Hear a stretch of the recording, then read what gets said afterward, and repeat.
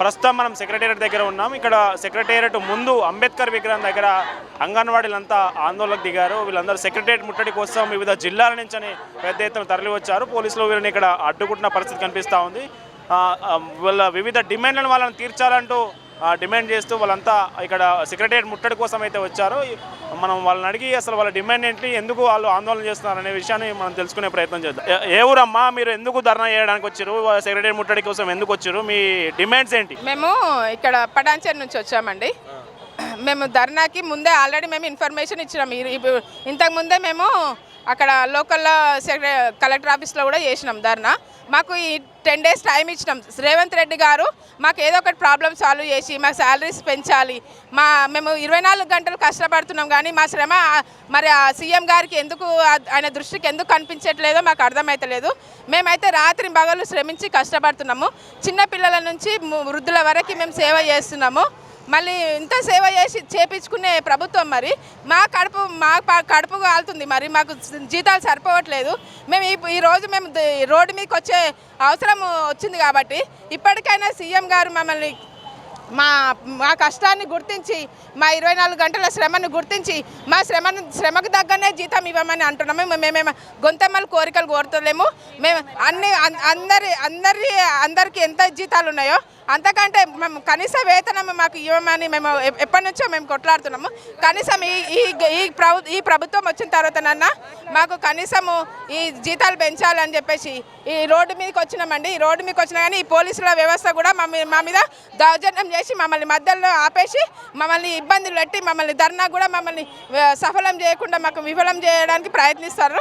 అయినా కూడా మేము ఆపలేము. ఇప్పటికైనా ఈ ప్రభుత్వం గుర్తించి మా కష్టాన్ని గుర్తించి మాకు జీతాలు పెంచుతూనే మాకు గవర్నమెంట్కి మేము సేవ చేయడానికి మేము సిద్ధంగా ఉన్నాము. లేకపోతే ఇక మీదట ఇంకా పరిణామాలు ఇంకా ఎక్కువగానే అవుతాయి. ఇది ఒక్కరోజు అయిపోలేదు. ఇక మీదట మేము ఏం చేయాలో అది మేము చేయాలని డిసైడ్ అయ్యే వచ్చినాం ఈరోజు. మరి గవర్నమెంట్ ఏం చేస్తుందో చేయని. జిందాబాద్ సిఐటియు, జిందాబాద్ సిఐటియు. చెప్పండి మేడం, ఇప్పుడు మీకు శాలరీస్ ఎంత ఉన్నాయి? మిగతా రాష్ట్రాల కంటే ఎక్కువ ఉన్నాయా, తక్కువ ఉన్నాయా? ఎందుకోసం మీరు ధర్నా చేస్తున్నారు? మాది భువనగిరి ప్రాజెక్ట్ అండి, బీబీనార్ మండల్ మాది. ఏం లేదు, మాది ఈరోజు ధర్నా ఏంటిదంటే మా అంగన్వాడీలు ఉండగా ప్రీ ప్రైమరీ స్కూల్ పెడుతున్నాడు సీఎం గారు. మాకు ఇచ్చేది 3650 రూపాయలు ఇస్తున్నాడు. మళ్ళీ ఎక్స్ట్రా వాళ్ళకి ఇంకా ప్రీ ప్రైమరీ పెట్టి వాళ్ళకు టీచర్కి 7000, ఆయకు 3000 అంటే మా పిల్లల్ని వాళ్ళ దాంట్లో తీసుకుంటున్నారు. ఇప్పుడు వాళ్ళ తీసుకున్న తర్వాత మాదేమవుతుంది, మా అంగన్వాడీలు మూతేద్దామని చూస్తున్నాడు. మెయిన్ ఈరోజు కారణం ధర్నా ఏంటంటే ప్రీ ప్రైమరీ కోసం, ఫేస్ క్యాప్చర్ కోసం పిల్లల్ని ప్రతి టీహెచ్ఆర్ గర్భిణీ బాలింతలది 0 నుంచి 3 సంవత్సరాలు, 3 నుంచి 6 సంవత్సరాల పిల్లలు ప్రతి ఒక్కరిని ఫోటో తీయమంటున్నాడు. ఆధార్ కార్డు లింక్ ఉండాలంటాడు. కొంతమంది పిల్లలకి ఆధార్ కార్డు రావట్లేదు. దానికోసం మేము చాలా ఇబ్బంది పడుతున్నాం. చాలా ప్రాజెక్ట్ డైరెక్టర్ ఉంటాడు, మీ ఆఫీసర్లు ఉంటారు, వాళ్ళు ఏం స్పందిస్తున్నారు? వాళ్ళు ఏం స్పందించట్లేరు. మాకు చెయ్యాలి, ఈరోజు కావాలి కలెక్టర్ ఆర్డర్. ఈరోజు Telangana anganwadi teachers and helpers union CITU రాష్ట్ర కమిటీ ఆధ్వర్యంలో ఈరోజు ప్రీ ప్రైమరీ స్కూలు ఏదైతే పెట్టాలని ప్రభుత్వం ఆలోచన చేస్తుందో దాన్ని వెంటనే విరమించుకొని అంగన్వాడీ కేంద్రాల్లోనే ప్రీ ప్రైమరీ స్కూల్స్ని పెట్టాలని చెప్పి మరి ఈరోజు మేము డిమాండ్ చేస్తున్నాం. అదేవిధంగా మరి ముఖ్యమంత్రి గారు ఈ ప్రభుత్వం, కాంగ్రెస్ ప్రభుత్వం ఎన్నికలకు ముందు మరి 18,000 రూపాయలు మరి కనీస వేతనం ఇస్తామని చెప్పేసి ఎన్నికల మేనిఫెస్టోలో పెట్టిండ్రు. దీన్ని ఇంతవరకు కూడా అమలుకు ఎటువంటి ప్రకటన చేయాలి, దాన్ని వెంటనే అమలు చేయాలని ఒక ప్రధానమైన డిమాండు. పిఎఫ్ఐ, ఈఎస్ఐ సౌకర్యం కావచ్చు, రిటైర్మెంట్ బెనిఫిట్స్ కావచ్చు, తదితర సౌకర్యాలన్నీ కల్పించాలని, అదే రకంగా ఆన్లైన్ పనిభారం పెరుగుతుంది, మాకు తగ్గించండి అని చెప్పేసి గత 2-3 నెలలుగా మేము ఎన్నో రకాలుగా పోరాటాలు చేస్తున్నప్పటికీ దరఖాస్తులు మరి ప్రభుత్వం దృష్టికి తీసుకొస్తున్నప్పుడు కూడా ప్రభుత్వం పట్టించుకోలేదు. అందుకనే దానికి నిరసనగానే ఈరోజు మరి సెక్రటేరియట్కి ప్రభుత్వానికి మా బాధను వినిపించడానికి ఈరోజు మేము వెళ్ళడం జరిగింది. కానీ మమ్మల్ని అక్కడ దాకా పోనీయకుండా ఈరోజు జిల్లా స్థాయిలో మొత్తం కూడా ఇంటి 2 రోజుల నుంచే అరెస్టులు చేసే ప్రయత్నం ఈరోజు ప్రభుత్వం చేస్తుంది. అదేవిధంగా ఇక్కడ కూడా ఎక్కడికక్కడ మరి మహిళలనే చూడకుండా మగ పోలీసులు ఈరోజు ఆడవాళ్ళని ఈడ్చుకెళ్ళి, మా నాయకులను ఈడ్చుకెళ్ళి ఈరోజు మొత్తం కూడా అరెస్ట్ చేసిన పరిస్థితి ఉన్నది. కాబట్టి ప్రభుత్వం ఆలోచించాలి. ఇగో ఈ రకంగా నిర్బంధాన్ని ఈరోజు ప్రయోగించిన కేసీఆర్ గారు మరి వారికి ఏ గతి పట్టిందో మరి మీరు కూడా చూసిండ్రు, ఈడ ప్రజలు కూడా ఆ రకంగా చూసిండ్రు. మరి అట్లా కాకుండా ఈరోజు ప్రభుత్వం ఆలోచించుకొని మరి అంగన్వాడీ ఉద్యోగులకు న్యాయం చేయాలి. వారి న్యాయమైన సమస్యలు ఏవైతే ఉన్నాయో వాటిని చర్చించడానికి ప్రభుత్వం ముందుకు రావాలి. ముఖ్యమంత్రి గారు మరి చర్చలు జరపాలని చెప్పేసి మేము డిమాండ్ చేస్తున్నాం. నిర్బంధం ఎంత పెరిగితే అంత వ్యతిరేకత, అంత పోరాటం ముందుకు వస్తుందని చెప్పేసి ఈ సందర్భంగా మేము ప్రభుత్వాన్ని చెప్తున్నాం. మీ మంత్రి సీతక్క శిశు సంక్షేమ శాఖ మంత్రిగా ఉన్నారు, ఆమెను కలిసారా? అసలు ఏమన్నా ఎన్నోసార్లు కలిసినాం, ఇప్పటికి 2-3 నెలల నుంచి కలిసినాం. మేము కలిసినప్పటికి కూడా దాని గురించి ఎటువంటి మరి ఎందుకు వీళ్ళు ఇంతగానో బాధపడుతున్నారు అనేది కూడా ఆలోచిస్తలేదు. దీని మీద మొన్న చర్చల పేరుతో మమ్మల్ని పిలిచిండ్రు, దాని మీద ఎటువంటి క్లారిటీ ఇవ్వలేదు. కాబట్టి ఈరోజు మేము చలో సెక్రటరీ మేము పెట్టడం జరిగింది. డిడబ్ల్యూ సార్ ఆర్డర్ ఈరోజు కావాలి, మాకు పండగ లేదు, ఏం లేదు. ఇప్పుడు ఫేస్ క్యాప్చర్ రోజు పోషణ అభియాన్ అని రోజు 5 ఫొటోస్ అప్లోడ్ చేయమంటున్నారు. మొన్న 17 తారీఖు నుంచి అక్టోబర్ 2 తారీఖు వరకు మాకు పండగ రోజు కూడా ఫొటోస్ అప్లోడ్ చేయాలంట. అంటే మేము పండగలు చేసుకోవద్దా? మాకు మేము మనుషులం కాదా? సీఎం గారు ఇట్లా వ్యవహరిస్తున్నారు, చాలా ఘోరంగా ఉంది. మాకు ఇంతకుముందు ప్రభుత్వం ఉన్నప్పుడు ధర్నాల కంటే వెళ్ళినాం, కానీ ఈ ప్రభుత్వం వచ్చినాక ధర్నాలు అనేసరికి ఇంటి దగ్గరికే పోలీసు వాళ్ళని పంపిస్తున్నారు. ఇవాళ మా కొండమడు సెక్టర్లో 28 మందిలో 28 మందిని పొద్దున్న 7:30-8 గంటలకే అరెస్ట్ చేసారు పోలీసు వాళ్ళు ఇంటి దగ్గరికి వచ్చి. మేమేదో తప్పించుకొని ఇందాక వచ్చినాం, కానీ మాకు కూడా ఇక్కడ తప్పలేదు. ఎందుకు అరెస్ట్ చేస్తున్నారు అట్లా? మీరు శాంతి వెళ్ళొద్దు, ధర్నా వెళ్ళొద్దు, మీరు ధర్నాకి వెళ్ళకుండా డ్యూటీలు చేయండి అట్లా. చెప్పమ్మా, ఏంటి అసలు పరిస్థితి? బళ్ళనే ఉండాలి, లీవులు ఉండవు, సెలవులు ఉండవు, సచ్చిన బతికిన బళ్ళే ఉండాలి. పని చేయాలి, ఎప్పుడు పని చేయాలి. ఆయా కానీ టీచర్ కానీ బళ్ళనే ఉండాలి. ఒక ధర్నాలు అంటే మనం జీతాలు పెంచుకోకూడదు, ప్రాణానికి వెళ్ళకూడదు, ఏది మాకు బెనిఫిట్ లేదు. చనిపోయిన ఇన్సూరెన్స్ లేదు, బతికిన ఇన్సూరెన్స్ లేదు. మాకేం జీతంతోనే బతకాలి. ఎందుకు వస్తాం మేము? చనిపోయినా ఒక ఇన్సూరెన్స్ లేదు, ఒక 50,000 లక్షలు అట్లా ఉడకలేదు. అన్నింటి వల్ల తీసేసిండ్రు. 7,000 రూపాయలకి వెళ్ళి ఏం జీతం చేయాలా? మా భర్త ఏం, భార్య ఏం, పిల్లలు ఏం తినాలి, ఏం కావాలి? హాస్పిటల్కి వెళ్ళిన కూడా లీవులు ఇయ్యరు. హాస్పిటల్ సూసైడ్ కూడా హాస్పిటల్ అట్లా స్కూల్లో చేయాలి వరకు, ఆయనైనా టీచర్లైనా. ఏం కోరుతారు ఇప్పుడు? గవర్నమెంట్ ఏం కోరుతాం? కావాలి, జీతం ఎక్కువ పెంచాలి. మేము గవర్నమెంట్ లెక్కలో మనం గుర్తించాలి. ఇవన్నీ మా కూడా కోరికలు కావాలి, మాకు నిర్ణయించాలి.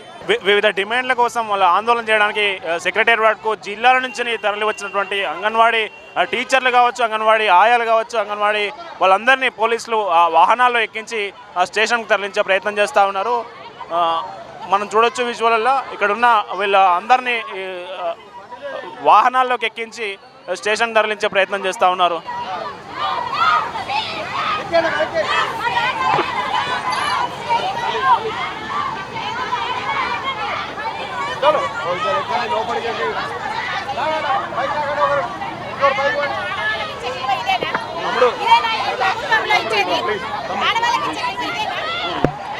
మనం చూడొచ్చు పోలీసులు అయితే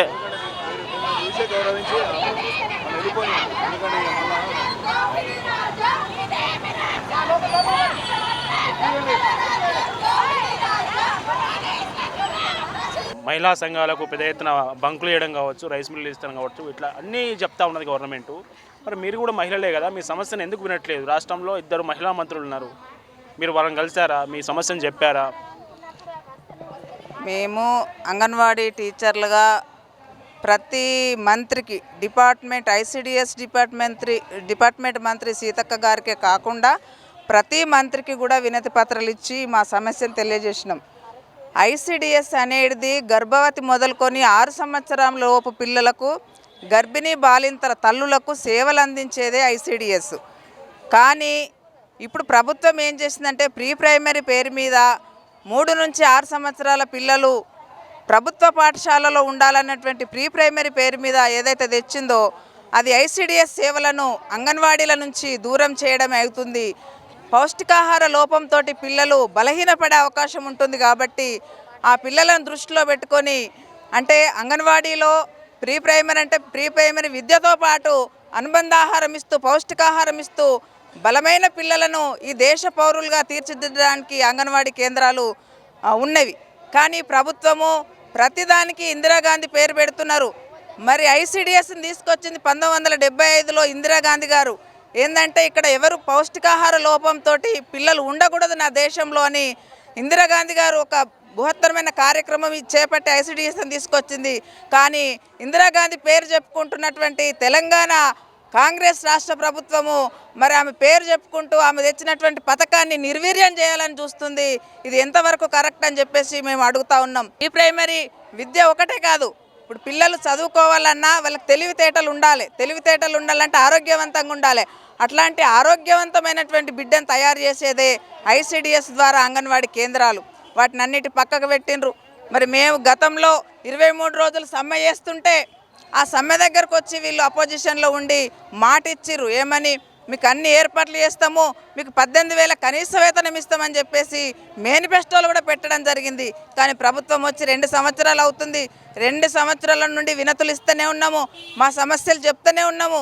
రిటైర్డ్ అయిన వాళ్ళ పోస్టులు ఖాళీ ఉన్నాయి, వాటిని ఫిల్ చేయడం లేదు. అట్లాగే రిటైర్డ్ అయిన వాళ్ళకి రిటైర్మెంట్ ఇస్తామని చెప్పేసి జీవో వచ్చినప్పటికీ రిటైర్మెంట్ డబ్బులు చెల్లించడం లేదు. ఇలా అనేక సమస్యలు ఉన్నాయి. అంగన్వాడీలకు పని భారం పెరిగింది. కానీ పక్కన ఉన్నటువంటి కర్ణాటక రాష్ట్రంలో చూసుకున్నట్టయితే మరి ప్రీ ప్రైమరీ విద్య అంగన్వాడీలకే ఉంది. అక్కడ కాంగ్రెస్ ప్రభుత్వమే, తెలంగాణలో కూడా కాంగ్రెస్ ప్రభుత్వమే. మరి ఎందుకు మరి ఈ విభేదం చూపిస్తుంది? మరి ఇందిరాగాంధీ పేరు చెప్పుకుంటూ ఆమె తెచ్చినటువంటి పథకాలను నిర్వీర్యం చేయడము ఎంతవరకు కరెక్ట్ అని చెప్పేసి ఈ ముఖ్యమంత్రి గారిని అడుగుతా ఉన్నాం. నా పేరు శోభారాణి, మాది హన్మకొండ జిల్లా భీమదేవరపల్లి ప్రాజెక్ట్. ఈరోజు హైదరాబాదుకు చెలో సెక్రటరేట్ కార్యక్రమం సందర్భంగా మా ప్రాజెక్టు నుండి అందరం ఏకతాటిపై ఇక్కడికి రావడం జరిగింది. ముఖ్యంగా ఇక్కడికి రావడానికి మేము ఈ నెల 4వ తారీఖునే ప్రభుత్వానికి చెప్పడం జరిగింది.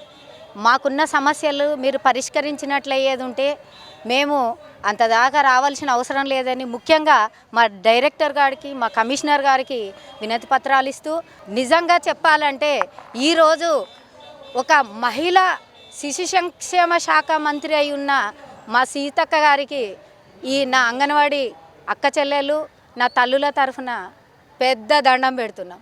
ఎందుకంటే ఈరోజు ఈ స్థితికి రావడానికి కారణం ఆమెనే. మేము 2 సంవత్సరాల క్రితం మేము ధర్నా చేసినప్పుడు మా వెన్నంటుండి, మా వెనకాల ఉండి, మన ప్రభుత్వం వస్తే నీ ముందు నేనుంటా అని హామీ ఇచ్చినామే.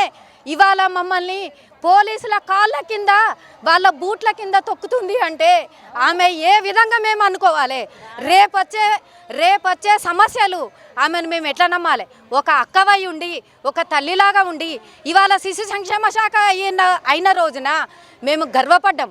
కానీ ఇవాళ నీ యొక్క ఆలోచనలను చూసి మేము బాధపడుతున్నాం. ఒక్కొక్క తల్లి, ఒక్కొక్క నా తోటి సహోదరి ఏడవలేని రోజు లేదు. ఎందుకు అంటే పని భారము, వ్యాధులు, వాళ్ళకున్న కుటుంబ సమస్యలు. ఒకరోజు ఈ పని చెప్తే రేపు ఏ పని చెప్తారో తెలియదు. ఎఫ్ఆర్ఎస్ విధానము మేము 45 సంవత్సరాల నుండి చేసే వృద్ధులు ఉన్నారు అంగన్వాడీ టీచర్గా. వాళ్లకు ఇంగ్లీష్ ఏడొస్తుందండి?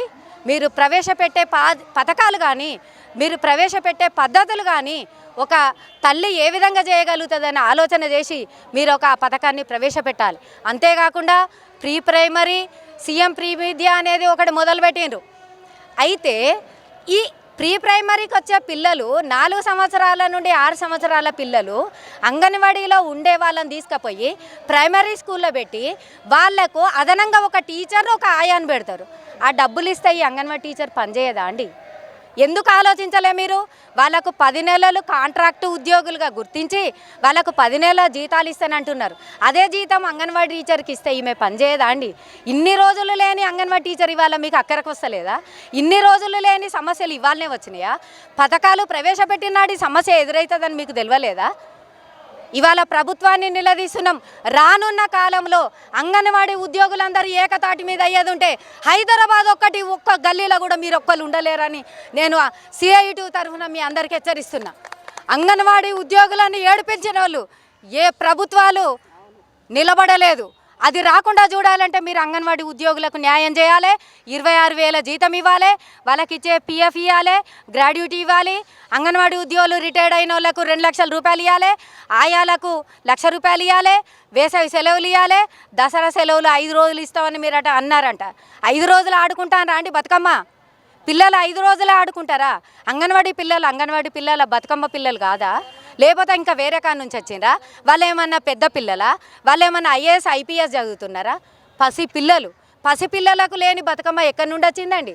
ప్రైమరీ స్కూల్ పిల్లలకు 15 రోజులు సెలవులు ఇస్తారు, గవర్నమెంట్ కాలేజీలకు ఇస్తారు, హై స్కూల్ పిల్లలకు ఇస్తారు, చిన్న పిల్లలకు మాత్రం ఇయ్యరు. పౌష్టికాహార లోపం అంటున్నారు. పథకాన్నే పక్కకు పెట్టి పౌష్టికాహారం ఏ నుంచి వస్తుందండి? 4 సంవత్సరాల పిల్లల్ని ప్రాథమిక పాఠశాలకు అప్పచెప్తానంటాను. ఆడ పౌష్టికాహారం ఎక్కడి నుండి వస్తుంది? ఒక్కసారి మీరు ఆలోచించండి. ప్రాథమిక పాఠశాలను నడవకపోతే నడిపించుకునే బాధ్యత మీది. మా పిల్లల్ని తీసుకుపోయి ప్రాథమిక పాఠశాలలో ఏ విధంగా మీరు పథకం తీసుకొచ్చారు ఒక్కసారి మీరు ఆలోచించండి. ప్రైవేట్ స్కూల్లో పర్మిషన్లు గవర్నమెంట్ ఎట్లా ఇస్తుంది? ప్రైవేట్ స్కూళ్ళు బంద్ చేయండి, వాళ్ళకు పర్మిషన్లు ఇవ్వకండి. ప్రాథమిక పాఠశాలలో వాళ్ళకు 5 సంవత్సరాల నుండి ఎప్పుడైతే ప్రైమరీ స్కూల్ మొదలవుతుందో అది మొదలు పెట్టండి. వాళ్ళకు పిల్లలు వస్తలేరని మా పిల్లల్ని తీసుకుపోయి అందులో పెట్టేది ఎక్కడదండి? ఆలోచించండి. మీరు ఆలోచన చేసి పథకాలు అమలు చేయండి. ఒక్కసారి ఉవ్వెత్తున ఈ మహిళలందరూ ఉవ్వెత్తున వచ్చిందనుకో హైదరాబాద్ అతలాకుతలం అవుతుంది. రానున్న కాలంలో మీరు గడ్డు పరిస్థితి ఎదుర్కోవాల్సి వస్తుందని నేను ప్రభుత్వాన్ని హెచ్చరిస్తున్నా.